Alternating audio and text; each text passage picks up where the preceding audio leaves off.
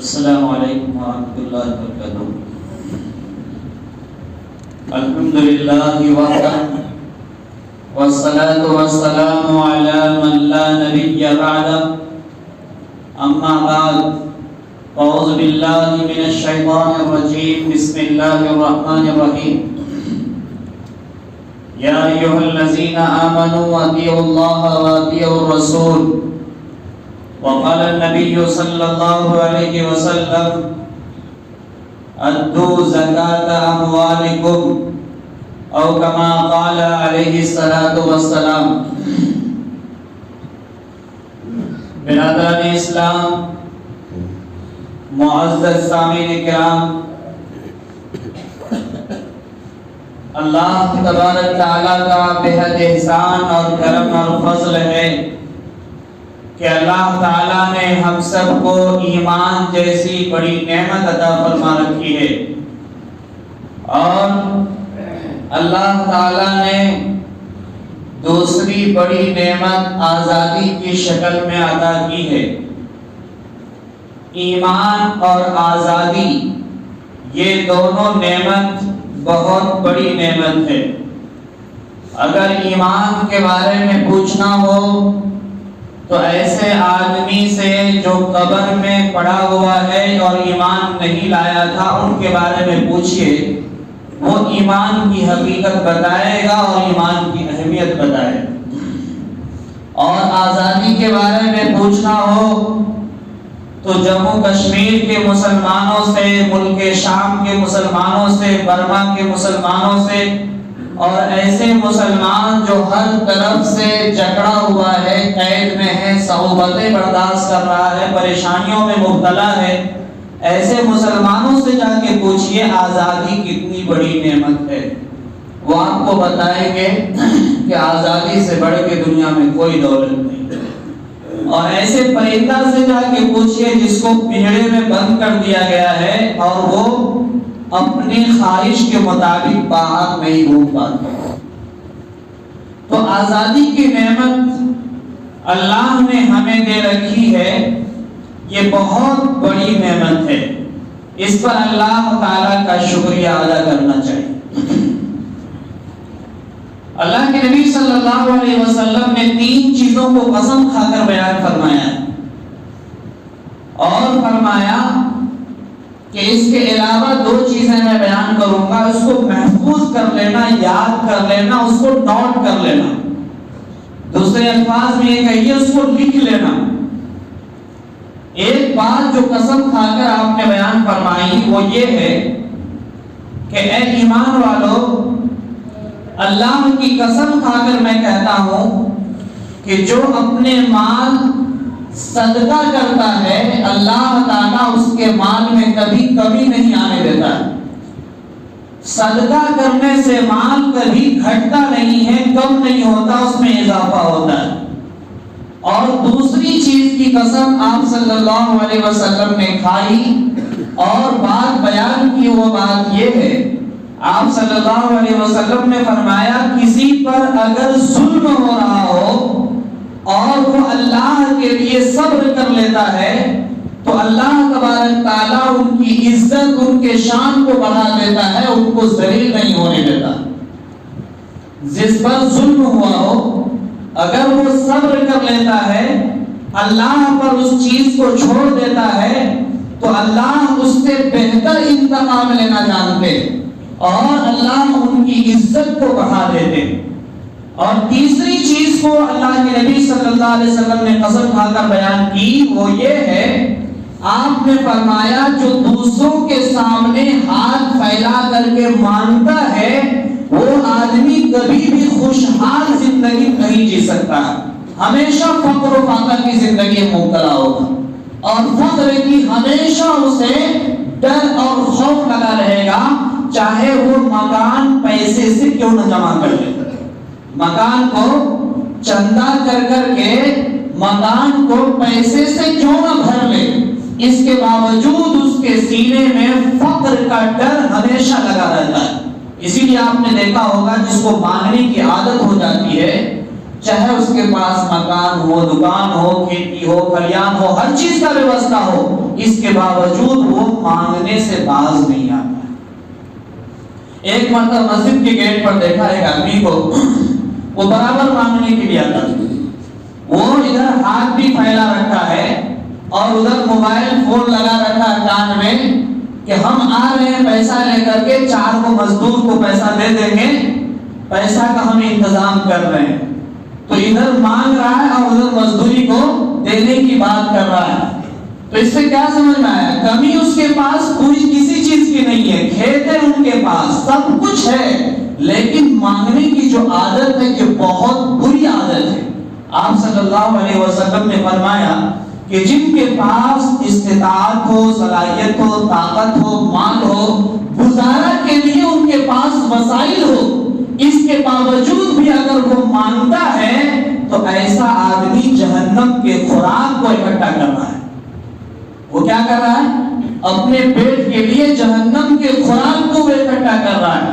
بنی اسرائیل میں ایک شخص ہے، انہوں نے کہا کہ آج رات میں ہم ضرور صدقہ کریں گے، آج رات میں ہم ضرور صدقہ کریں گے، اور وہ رات میں صدقہ کی نیت سے اپنا مال لے کر کے روانہ ہوا، اور اندھیری رات تھی، انہوں نے ایک آدمی کو صدقہ دے دیا۔ صبح میں چرچا ہونے لگا کہ آج رات میں صدقہ چور کو دیا گیا ہے، آج رات میں صدقہ چور کو دیا گیا ہے۔ اس صدقہ کرنے والوں نے اللہ تعالیٰ کا شکریہ ادا کیا اور کہا کہ اللہ میرا مال صدقے چور کے ہاتھ میں گیا ہے، اس میں بھی تیری تعریف ہے، ہو سکتا تھا چور سے بھی زیادہ بدترین کے ہاتھ میں میرا مال چلا جاتا، اس میں بھی تیری تعریف ہے۔ کل ہو کر کے پھر انہوں نے کہا کہ آج رات میں ضرور صدقہ کروں گا، کیونکہ وہ مال چور کے ہاتھ میں چلا گیا۔ رات میں پھر مال لیا اور صدقہ کے غرض سے نکل گیا۔ نکلا تو رات میں ایک خاتون اسے ملی، انہوں نے اس خاتون کے ہاتھ میں وہ صدقہ کا مال دیا، اور صبح میں چرچا ہونے لگا کہ آج رات میں صدقہ زانیہ کے ہاتھ میں چلا گیا ہے، بدکار کے ہاتھ میں چلا گیا ہے۔ پھر صبح اٹھ کر کے انہوں نے پھر اللہ تعالیٰ کا شکریہ ادا کیا اور کہا کہ اللہ میرا مال تو اس لائق بھی نہیں تھا کہ زانی کے ہاتھ میں جاتا، لیکن ان کے ہاتھ میں چلا گیا، یہ تیری تعریف ہے۔ پھر رات میں انہوں نے کہا کہ آج میں بہترین انسان کو صدقہ کروں گا۔ رات میں پھر صدقہ کا مال لے کر کے نکلا اور ایک شخص نظر آیا، انہوں نے اس کے ہاتھ میں صدقہ دیا۔ صبح پھر چرچا ہونے لگا کہ آج مال مالداروں کے ہاتھ میں چلا گیا، یعنی وہ غریب نہیں تھا، فقیر نہیں تھا، ضرورت مند نہیں تھا، بلکہ مالدار تھا، ان کے ہاتھ میں صدقہ چلا گیا۔ پھر انہوں نے تعریف کی اور کہا کہ اللہ تینوں کو مال دینے میں تیری تعریف ہے، کیونکہ تو جو چاہتا ہے وہی ہوتا ہے، لیکن مجھے افسوس ہے کہ میں مال غریبوں پر خرچ کرنا چاہتا تھا، فقیروں پر خرچ کرنا چاہتا تھا۔ ایک بار چور کے ہاتھ میں گیا، دوسرے بار زانی کے ہاتھ میں گیا، اور تیسرے بار مالدار کے ہاتھ میں چلا گیا۔ رات میں جب سویا تو سونے کے بعد خواب میں دیکھتا ہے ایک شخص آ کر کہتا ہے تمہارا مال اللہ نے قبول کر لیا۔ کیا کہا؟ تمہارا صدقہ اللہ نے قبول کر لیا۔ پوچھا کیوں، کیسے؟ کہا اس لیے کہ جو مال تمہارا چور کے ہاتھ میں گیا تھا، اگر چوری کیے بغیر اس کے ہاتھ میں مال آیا ہے، ہو سکتا ہے وہ چوری سے توبہ کر لے۔ کیا کہا؟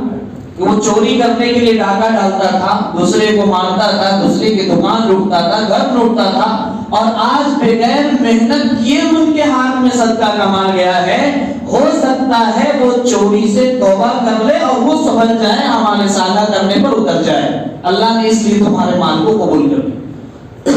پھر کہا کہ تمہارا مال جو زانیہ کے ہاتھ میں گیا ہے، وہ زانی عورت مال کمانے کے لیے بدکاری کرواتی تھی، اور آج بغیر بدکاری کیے ہوئے ان کے ہاتھ میں مال گیا ہے، ہو سکتا ہے اللہ تعالیٰ اس اسے توبہ کی توفیق عطا کر دے، کیونکہ مال کی ہی وجہ سے وہ بدکاری کروا رہی تھی، اور جب مال ہاتھ میں آ گیا ہے تو ہو سکتا ہے اس برے فعل سے وہ باز آ جائے، توبہ کر لے۔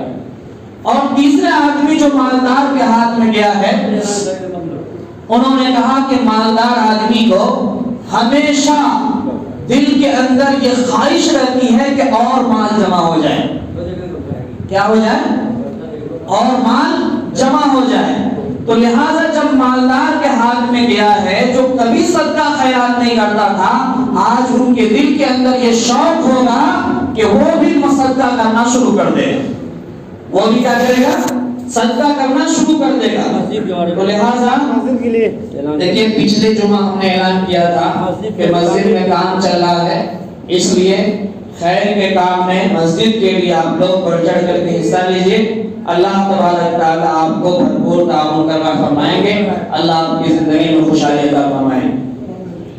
تو بہرحال مالدار کے ہاتھ میں جو صدقہ کا مال کیا، اس لیے کیا تاکہ وہ بھی کل ہو کر کے صدقہ کرنے لگے، ان کی بھی عادت بن جائے گی۔ یہ تین طرح کے لوگوں پر صدقہ کیا گیا اور اللہ تعالیٰ نے فرمایا تمہارا صدقہ قبول ہو گیا۔ یہ روایت بخاری شریف کے اندر ہے اور صحیح روایت۔ اللہ کے نبی صلی اللہ علیہ وسلم نے تین شخص کے بارے میں جو قسم کھائی تھی کہ صدقہ کرنے سے مال کم نہیں ہوتا، ظلم کرنے کے بعد صبر کرتا ہے تو اللہ ان کی عزت بڑھا دیتا ہے، اور جو آدمی ہاتھ پھیلانے لگتا ہے تو اللہ اسے فقیر بنا دیتا ہے، ان کے دل کے اندر فقر ڈال دیتا ہے۔ ایک چیز اور بیان فرمائے تھی جن کو کہا تھا تم اس کو نوٹ کر لینا، لکھ لینا۔ وہ بات کیا تھی؟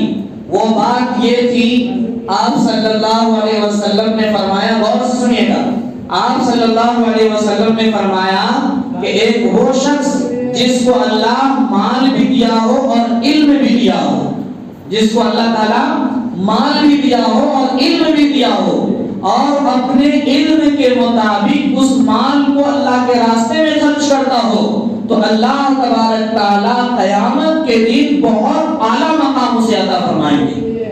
جن کو علم بھی دیا ہو اور مال بھی دیا ہو، اگر وہ علم کے مطابق مال کو اچھی جگہ پر خرچ کرتا ہے، نیکی بھلائی کی جگہ پر خرچ کرتا ہے، تو اللہ تبارک تعالیٰ قیامت کے دن اسے بہت اعلیٰ مقام مرتبہ عطا فرمائیں گے۔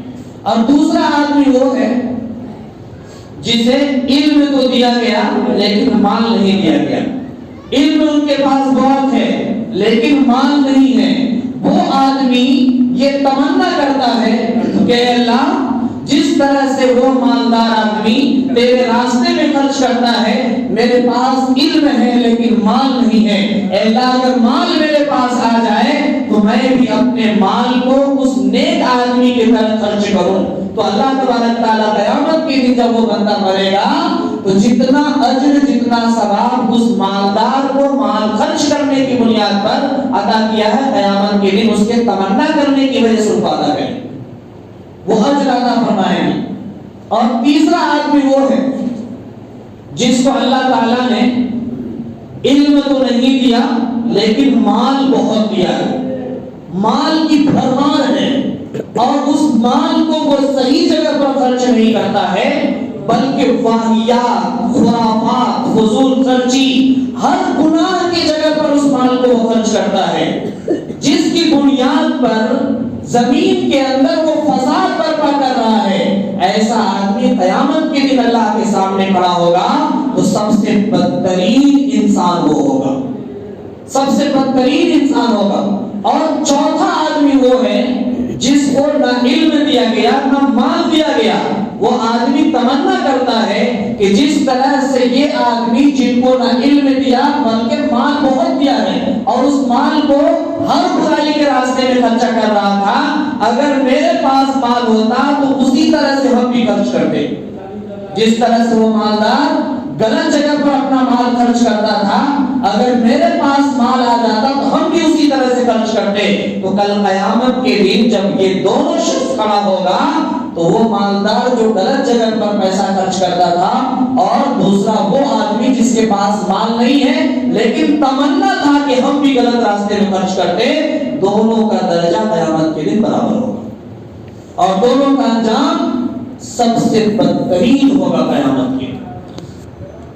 اس لیے میرے بھائیوں، اللہ تعالیٰ نے ہمیں جو علم عطا فرمایا ہے اور جو مال اللہ تعالیٰ نے ہمیں دیا ہے، اس مال کو علم کے مطابق خرچ کریں۔ علم سے جو راستہ ہمیں ملا ہے، کون سی جگہ ہمیں مال خرچ کرنا چاہیے اور کس جگہ پر خرچ نہیں کرنا چاہیے، اس چیز کو ضرور دیکھنا چاہیے اور وہیں پر اپنے مال کو خرچ کرنا چاہیے۔ آج بڑے بڑے مالداروں کو دیکھیے، ہم نے بڑے بڑے فیکٹریوں کے مالکوں کو دیکھا ہے کہ ان کے پاس جتنے سالانہ بجٹ آتا ہے اس میں سے 2.5% پیسہ نکال کر کے وہ ڈائریکٹ مدرسہ میں پہنچاتے ہیں، وہ غریب مسکین میں تقسیم کرواتے ہیں۔ اور بعض لوگ تو ایسے ہیں کہ ہر مہینہ کی کمائی سے وہ 2.5% روپیہ نکال کر کے وہ غریب مسکین پر خرچ کرتے ہیں، بیوہ اور یتیموں پر خرچ کرتے ہیں۔ ان مالداروں کے اوپر اللہ کا فرشتہ بھی رش کرتا ہے، ان مالداروں کے اوپر اللہ تعالیٰ کا بنایا ہوا آسمان بھی فخر کرتا ہے، اور ایسے مالداروں کے اوپر زمین بھی فخر کرتی ہے، کیونکہ اللہ کا دیا ہوا مال اللہ نے جہاں خرچ کرنے کا حکم دیا ہے اس کو اس جگہ پر خرچ کرتے ہیں، اس جگہ پر خرچ کرتے ہیں۔ مال ایمان کے بعد حلال مال کمانا یہ سب سے بڑی دولت ہے۔ ایمان کے بعد حلال مال کمانا یہ سب سے بڑی دولت ہے، اور ایمان کے بعد صحیح راستے پر اپنے پیسے کو خرچ کرنا یہ سب سے بڑی ایمان کی پہچان، یہ ایمان کی پہچان ہے۔ لیکن کوتاہی بہت زیادہ ہوتی ہے، کمی ہمارے اندر بہت زیادہ ہے، کیونکہ جو کما کر کے مال لاتے ہیں اس کی اہمیت ہمارے نظر میں نہیں۔ صرف کماتے وقت اہمیت ہوتی ہے، ہر دن جب تک کمائیں گے نہیں 400-500 روپے ہمارے ہاتھ میں نہیں آئے گا، 1000 روپے ہمارے ہاتھ میں نہیں آئے گا، لیکن جب مال ہاتھ میں آ جاتا ہے تو پھر اس مال کو ایسے خرچ کر دیتے ہیں جیسے پانی کو لوگ معمولی سمجھ کر کے بہا دیتا ہے، اس طرح سے مال کو ہم بہا دیتے، خرچ کر دیتے۔ حالانکہ بڑی تعجب کی بات ہے اور بڑی تعجب سے کہنا پڑ رہا ہے کہ ہمارے مسلم علاقوں میں، گاؤں میں، بستیوں میں صرف 2 یا 3 بیوہ عورتیں ہوتی ہیں، مشکل سے 5 ہوگا، اور زیادہ لے لیجیے 6 ہوگا، اس سے بھی زیادہ لے لیجیے 10 ہوگا، اور اس کے علاوہ بستی میں 100 لوگوں کی تعداد ہے، اس میں سے 70-80 حضرات ایسے ہیں جو صاحب نصاب کا مالک ہے۔ وہ مال اگر ڈائریکٹ ہر مہینہ بیوہ کے ہاتھ میں جائے تو وہ بیوہ خاتون جو پردہ میں رہنے کو ہی اپنی ایمان سمجھتی ہے اور شوہر کے رہنے کے بعد کبھی بھی وہ گھر سے باہر جانے کو پسند نہیں کیا، لیکن شوہر کے انتقال ہونے کے بعد آج وہ در در کی ٹھوکریں کھا رہی ہے اور چھوٹے چھوٹے سامان لے کر بیچنے پر مجبور ہے، دوسرے کے گھروں میں برتن مانجنے پر مجبور ہے، لیکن یہ مسلم سماج 4-5 بیوہ عورتوں کی کفالت نہیں کر پا رہا ہے اور یتیم بچوں کو تعلیم نہیں دے پا رہا ہے۔ یہ بہت بڑا المیہ ہے، یہ بہت بڑی سوچنے کی بات ہے۔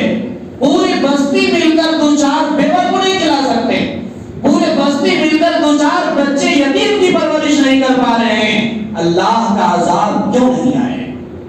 تنگی گھروں میں کیوں نہیں آئے گی؟ بھائی بھائی میں نفرت کیوں نہیں پیدا ہوگا؟ اور رشتہ داروں میں اس طرح کی دشمنی جو پیدا ہو رہی ہے، ایک آدمی دوسرے کو قتل کر رہا ہے، ایک والی زمین کے لیے دوسرے کے گھر کو جلا دے رہا ہے، یہ سب اسی کا نتیجہ ہے، یہ اسی کا نتیجہ ہے۔ پورے گاؤں میں اگر ایک آدمی کا آنسو بہتا ہے تو ہر مسلمان کے سینے میں اس کا درد ہونا چاہیے، اس کا احساس ہونا چاہیے۔ جیسے جیسے زمانہ ترقی کر رہا ہے ویسے ویسے عجیب و غریب بیماری بھی جنم لے رہی ہے، عجیب و غریب بیماری جنم لے رہی ہے، جس بیماری کا نام کبھی سنا ہی نہیں تھا، جس کے بارے میں لوگ سوچ بھی نہیں پا رہا ہے، تصور بھی نہیں کر پا رہا ہے۔ چھوٹا سا معمولی سا کورونا وائرس آئے، ساری دنیا علاج کرنے کے لیے پریشان ہے، ساری حکومتیں ہتھیار ڈال دیا، میرے پاس اس کی کوئی دوائی نہیں ہے، کوئی دوائی نہیں ہے، بیماری آ رہی، دوائی کیوں نہیں ہے؟ اللہ تعالیٰ نے فرمایا ہے ہر بیماری کا علاج موجود ہے، ہر بیماری کا علاج موجود ہے، لیکن یاد رکھیے گا بیماری ہو تب بیمار کی علاج کی جا سکتی ہے، اس کے لیے دوائی مہیا کیا جا سکتا ہے، لیکن اگر زناکاری کی وجہ سے بیماری آئی ہو، اگر ظلم و ستم کی وجہ سے بیماری آئی ہو، بھائی کی زمین ہڑپنے کی وجہ سے بیماری آئی ہو، پڑوسی کو ستانے کی وجہ سے بیماری آئی ہو، باپ پر ہاتھ اٹھانے کی وجہ سے بیماری آئی ہو، ماں کو پریشان کرنے کی وجہ سے بیماری ہو، اس بیماری کا علاج اللہ کے لسٹ میں نہیں ہے، اس بیماری کا علاج نہیں ہے۔ قبر کی مٹی میں تو جا سکتے ہیں، لیکن اس بیماری کا علاج ہمیں نہیں مل سکتا ہے۔ اس لیے اسلام کو سمجھنے کی ضرورت ہے، اپنے بڑوں کی عزت کرنے کی ضرورت ہے، اور اپنے مال کو صحیح راستے میں خرچ کرنے کی ضرورت ہے۔ میرے بھائیوں، پچھلے جمعہ اعلان کیا گیا تھا کہ مسجد کا کام چل رہا ہے اور مسجد میں آپ کے پیسے کی ضرورت ہے، لہذا آپ حضرات سے گزارش ہے کہ بڑھ چڑھ کر کے اس میں حصہ لیجئے، جو جتنا دے سکتے ہیں اپنی وسعت کے مطابق نام درج کرائیے، لکھائیے، اللہ تعالیٰ آپ کو اجر عظیم سے نوازے گا اور بہتر اللہ تعالیٰ آپ کو دولت عطا فرمائے گا۔ یاد رکھیے یہ مال اللہ کی امانت ہے، جب ہم چل جائیں گے ہمارا مال ہمارے جیب سے نکال لیا جائے گا، جو خرچ کر دیں گے وہی ہمارے ساتھ جانے والا ہے۔ جناب محمد انصار صاحب 100 روپیہ نقد، اللہ تعالیٰ قبول فرمائے۔ باہر بھی نکال لیجیے بھائی۔ جناب امیر صاحب بیرپور 100 روپیہ، امین الدین صاحب بنگال 200 روپیہ، لکھا دیجیے بھائی۔ آج نہیں ہے کل بھی لا کے دے سکتے ہیں، پرسوں بھی دے سکتے ہیں۔ جناب محمد اسلم صاحب 1000 روپیہ، اللہ تعالیٰ جزائے خیر عطا فرمائے۔ جناب محمد کلیم صاحب 500 روپیہ، اللہ تعالیٰ قبول فرمائے۔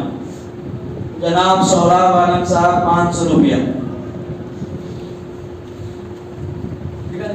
مرتضی، جناب مرتضی بھائی صاحب 200 روپیہ۔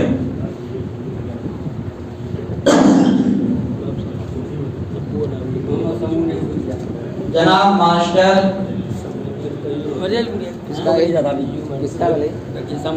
عبد القیوم انصاری صاحب 500 روپیہ، اللہ قبول فرمائے۔ محمد شمون صاحب 100 روپیہ نقد۔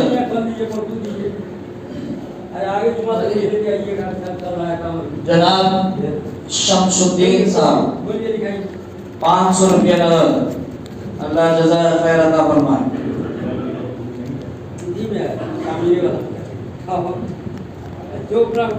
اور بتائے بھائی، تعمیر کا کام چل رہا ہے، ہم چلے جائیں گے تعمیر باقی رہے گی، اس کا اجر ملتا رہے گا۔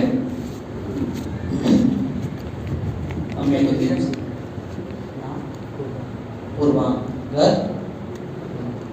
جناب قربان صاحب 200 روپیہ، اللہ تعالیٰ قبول فرمائے، اللہ ان کے صدقہ جاریہ بنائے۔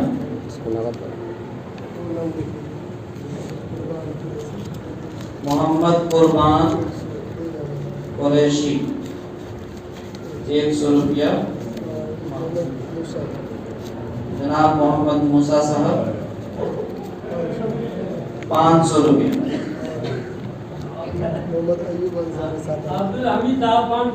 محمد ایوب صاحب 500 روپیہ۔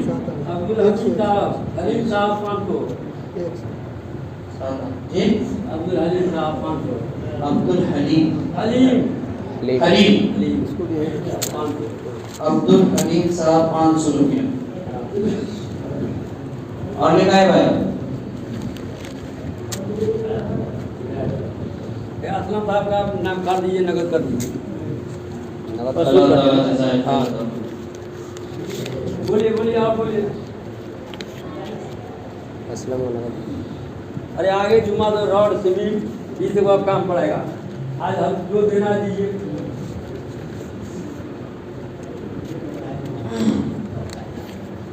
لکھا ہے بھائی دیکھیے محمد عالم 200. جناب محمد عالم صاحب 200 روپیہ. اللہ تعالیٰ قبول فرمائے.